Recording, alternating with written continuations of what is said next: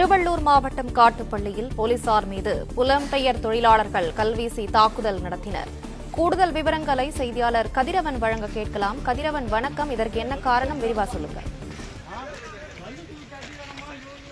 காட்டுப்பள்ளி பகுதியில வடமாநில தொழிலாளர்கள் போலீசார் மீது கல்வீசி தாக்கியதில் 50 காவல்துறையினர் காயமடைந்திருப்பதாகவும் 4 செய்தியாளர்கள் காயமடைந்திருப்பதாகவும் இந்த தாக்குதலில் ஈடுபட்ட 50 வடமாநில தொழிலாளர்கள் கைது செய்யப்பட்டிருப்பதாகவும் தகவலானது தெரிவிக்கப்பட்டிருக்கிறது. திருவள்ளூர் மாவட்டம் மீஞ்சூர் அடுத்த காட்டுப்பள்ளியில இயங்கக்கூடிய LNT கப்பல் கட்டும் நிறுவனத்தில் ஒப்பந்த தொழிலாளராக உத்தரப்பிரதேசத்தை சேர்ந்த அமர் பிரசாத் என்பவர் வேலை பார்த்து வந்துள்ளார். நேற்று இரவு அங்குள்ள வடமாநில தொழிலாளர்கள் குடியிருப்புல வீட்டின் மாடியில் ஏறும்போது தவறி கீழே விழுந்திருக்கிறார். அவர் வீட்டு ஸ்டான்லி மருத்துவமனைக்கு அழைத்து சென்று சிகிச்சை பெற்று வந்த நிலையில் சிகிச்சை பலனின்றி இறந்திருக்கிறார். காட்டூர் காவல்துறையினர் உடல்குறு ஆய்வுக்காக சென்னை அரசு ஸ்டான்லி மருத்துவமனைகளை அனுப்பி விசாரணை மேற்கொண்டு வருகிறார்கள். இந்த நிலையில்தான் வடமாநில தொழிலாளி உயிரிழந்தது குறித்து விசாரணை நடத்த வேண்டும் எனவும் அவருக்கு இழப்பீடு வழங்க வேண்டும் என கூறி 1000க்கும் மேற்பட்ட வடமாநில தொழிலாளர்கள் போராட்டத்தில் ஈடுபட்டு வந்தார்கள். இதனால ஒரு பதட்டமான சூழல் ஏற்பட்டது. 100க்கும் மேற்பட்ட காவல்துறையினரும் அந்த பகுதியில் குவிக்கப்பட்டார்கள். திடீரென அந்த வடமாநில தொழிலாளர்கள் காவல்துறையை நோக்கி கற்களை வீசி தாக்குதல் நடத்தினார்கள். இதில் காவல்துறையினர் 50க்கும் மேற்பட்டோர் காயமடைந்ததாகவும் 200க்கும் மேற்பட்டோருக்கு கடுமையான காயங்கள் ஏற்பட்டிருப்பதாகவும் தகவலானது கிடைக்கப்பட்டிருக்கிறது. குறிப்பாக பேச்சுவார்த்தை நடைபெற்றது.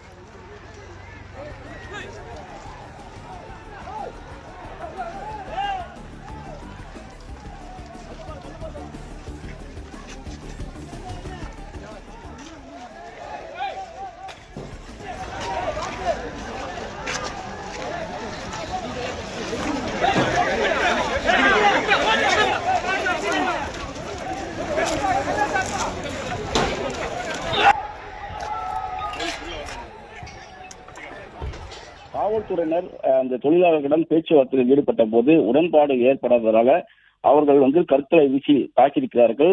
தொழிற்சாலைகள் மறைந்த இடத்தில் இருந்து காவல்துறையினர் நோக்கி கற்களை வீசியிருக்கிறார்கள்.